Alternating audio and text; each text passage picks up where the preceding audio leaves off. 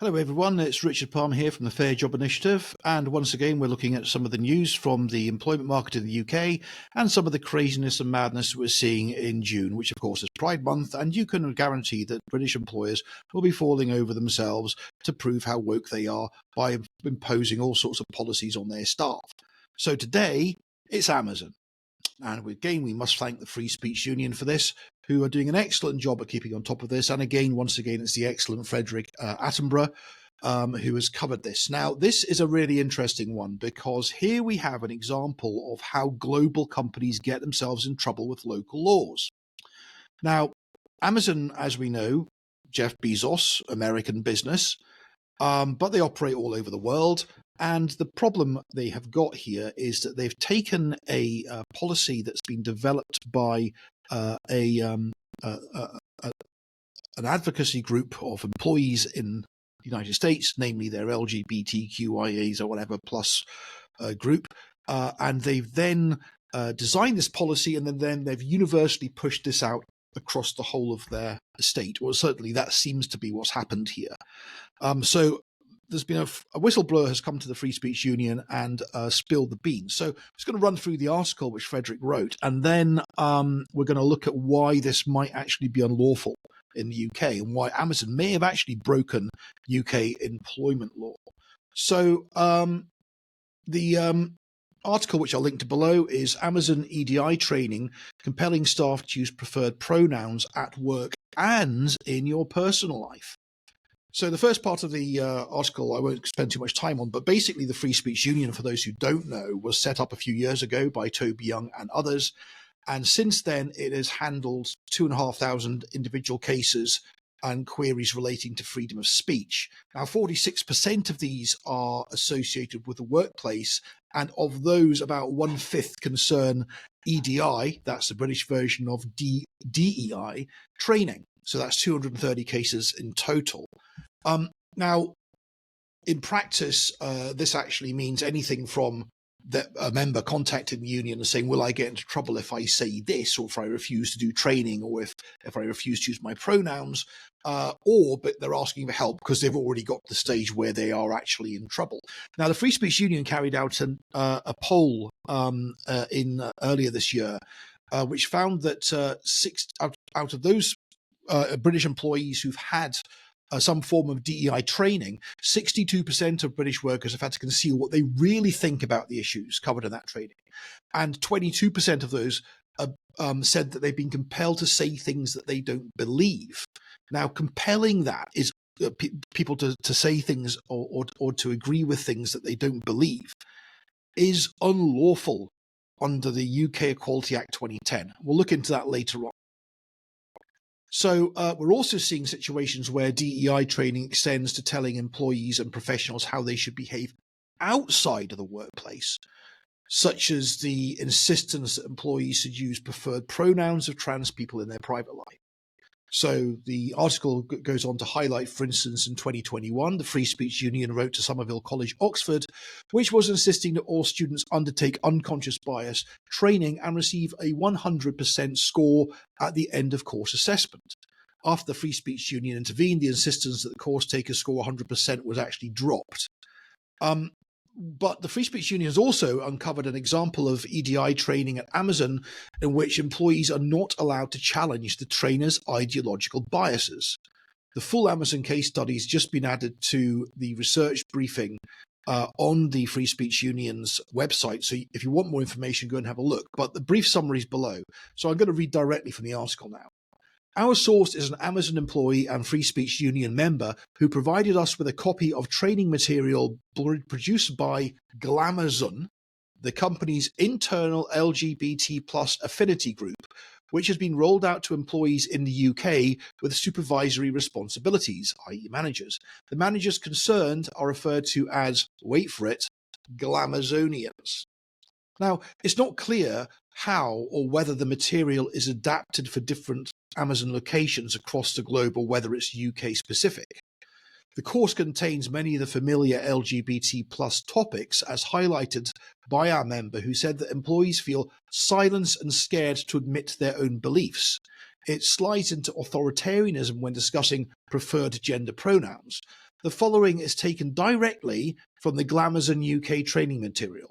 The hashtag Push for Pronouns initiative is aimed at normalizing the shared pronouns to ensure all people have the opportunity to define and be referred to by the pronouns they personally identify with.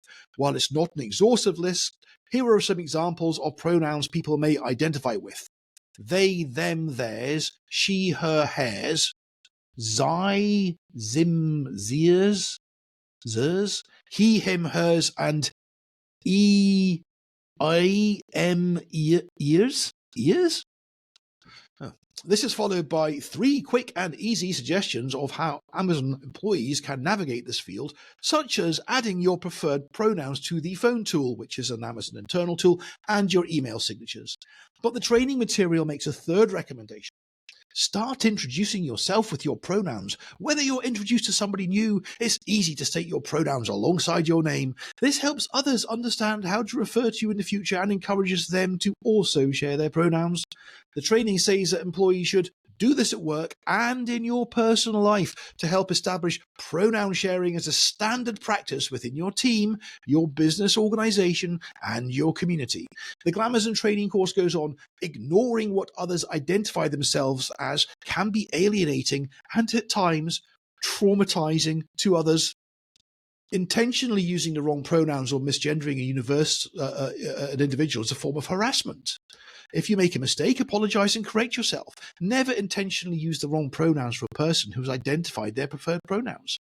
So the problem Amazon got here is that this reference to harassment, as defined in the Equality Act 2010, is misleading. So, and this is the big giveaway. This is the big issue here.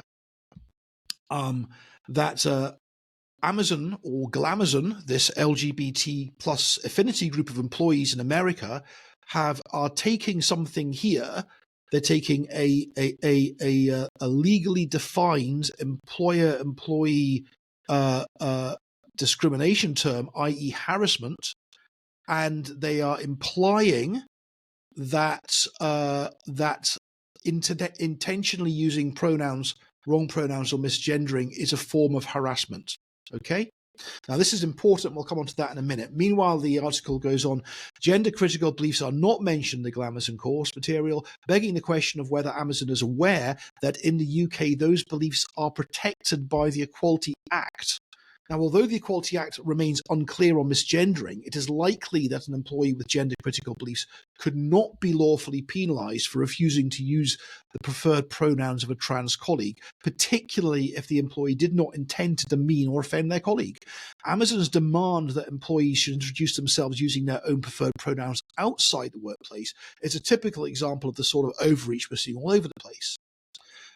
Under the Protect section of the Glamazon training, we find the following: ensure gender-neutral language is used in documents and meetings, and making sure employees are aware that we have zero tolerance of homo, bi, transphobia, and educating employees on the LGBTQIA+ community.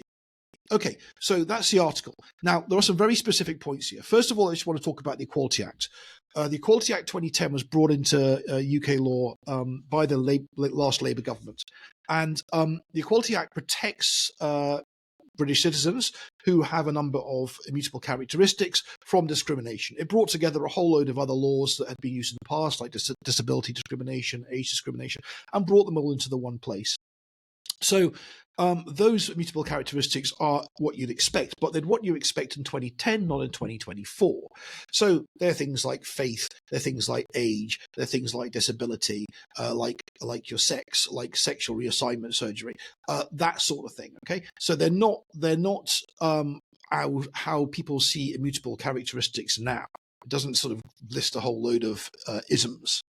So and this again is a problem, because under British law, gender-critical beliefs are protected by the Equality Act.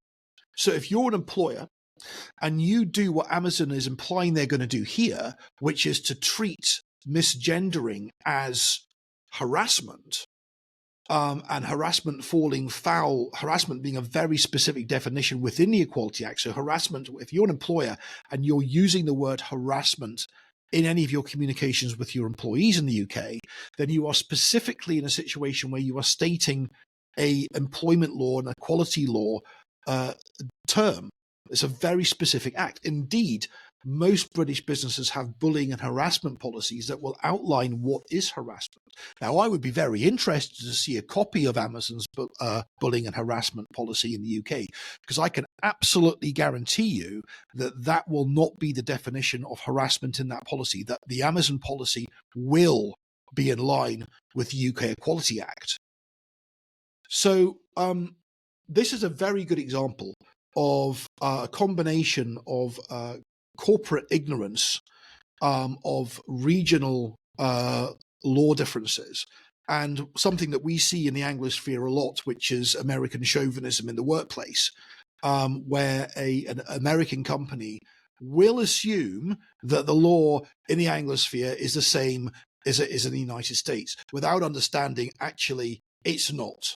And particularly in the UK, particularly after the publication of the Cash Report, gender critical beliefs are legally protected. You can't do this, Amazon. It's unlawful. And I wouldn't be at all surprised if Amazon end up actually pulling back on this training now it's been exposed. So if you're an employer, it's really important that you make sure you know what's going on in your company. Because what we've got here is an example of a situation which the HR department in the UK probably weren't aware of. This has probably been pushed by a global activist. Well, we know this has been created by a global activist group, and it's been pushed out through their management training without anyone who understands UK employment law or UK equality laws going, oh, hold on a minute, guys, you can't do this over here. Yeah. And we're seeing this a lot. Not only with foreign companies like Amazon, but we're also seeing it with UK-based companies which are very large, where you've got departments like procurement or training or marketing getting involved in radical policies, thinking they're doing the right thing, pushing a DEI agenda, which is actually unlawful in the United Kingdom. Okay, so that's all for just now. I'll put a link to the various articles below. Sorry on YouTube followers, we can't use the link service because YouTube need us to verify the account and it's too new to do that. It's all very complicated and it's a complete pain on the backside. However, you can follow us on locals.com. You can also follow us on Spotify, and you can also follow us or at our website, which is the fairjob.co.uk. That's www.fairjob.co.uk. You can contact us at contact@fairjob.co.uk. We'd love to hear from you. And furthermore, if you are a UK employer and you do want to restore sanity to your employees and your workplace, protect your workplace from activism, protect your workplace from politics, join Fair Job Initiative. It's only 190 quid a year for the smallest businesses, and we can help you ensure that your workplace is a genuinely inclusive and genuinely diverse place, i.e. diversity of thought and inclusivity of everyone, and that activism and politics are left firmly outside of the workplace so people can get on with their work. Anyway, before I end, thank you for your time. There's going to be a quick info video about Fair Job and what we do and why we exist. Please watch it. And once again, I hope this content has been of some value to you. Thanks.